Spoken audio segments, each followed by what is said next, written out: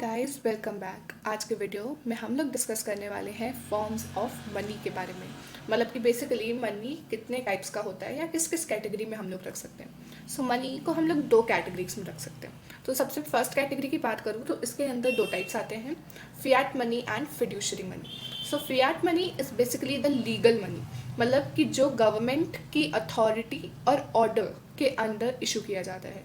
जैसे कि हमारी कंट्री में जो भी नोट्स और कॉइन्स चलते हैं वो गवर्नमेंट की ऑर्डर और अथॉरिटी के बाद ही इशू किए जाते हैं। मतलब गवर्नमेंट ने जब उनको मंजूरी दी तभी उनको as a medium of exchange accept किया गया। सो वो हो जाता है फियाट मनी। लेकिन फिड्यूशरी मनी जो होता है वो गवर्नमेंट के ऑर्डर या अथॉरिटी के अकॉर्डिंग नहीं इशू किए जाते। ये बेसिकली पेयर और पेई के बीच के ट्रस्ट के कारण एक्सेप्ट किए जाते हैं। तो यहाँ पे पेयर मतलब कि बेसिकली जो मनी पे कर रहा है, और पेई मतलब वो जिसको पे कर रहा है या फिर जो मनी रिसीव करेगा। ठीक है। सो पेयर और पे के ट्रस्ट के बीच के जो म्यूचुअल ट्रस्ट है उसके बेसिस पे उसको एज अ मनी एक्सेप्ट किया जाता है।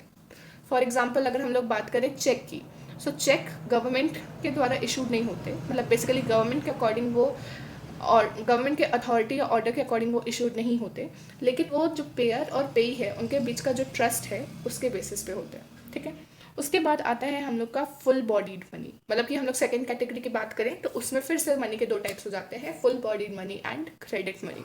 सो फुल बॉडीड मनी मतलब कि ऐसे कॉइन्स जिनकी कमोडिटी वैल्यू और मार्केट वैल्यू इक्वल है। सो फॉर एग्जाम्पल अगर मैं 5 रुपये के कॉइन की बात करूँ, सो उस 5 रुपये के कॉइन की जो मार्केट वैल्यू है वो होगी 5 रुपीज़, है ना, क्योंकि वो 5 रुपये का कॉइन है। लेकिन कमोडिटी वैल्यू मतलब उस 5 रुपये के कॉइन को बनाने में कितना खर्चा आया है, सो वो होती है हम लोग की कमोडिटी वैल्यू।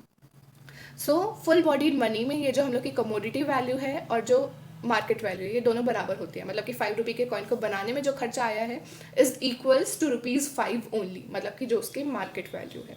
सो ऐसे कॉइन्स ब्रिटिश टाइम पे चलते थे इंडिया में। लेकिन अब आज के टाइम पे जो कॉइन्स चलते हैं वो है क्रेडिट मनी। मतलब कि जो इनकी कमोडिटी वैल्यू होती है वो मार्केट वैल्यू से कम होती है। सो फॉर एग्जाम्पल आज के टाइम पे जो 5 रुपये का कॉइन बनता है उसकी कमोडिटी वैल्यू जो है वो 5 रुपीज़ नहीं होती, यूजुअली उससे कम होती है। सो वो हो जाता है हम लोग का क्रेडिट मनी। और उसके पीछे ना एक रीज़न है कि उस कॉइन की वैल्यू को, उस कॉइन की कमोडिटी वैल्यू को उससे कम क्यों रखा जाता है। उसका रीज़न ये है कि अगर फॉर सपोज करो कि जो कॉइन्स है वो मेटल्स के बने होते हैं बेसिकली, है ना।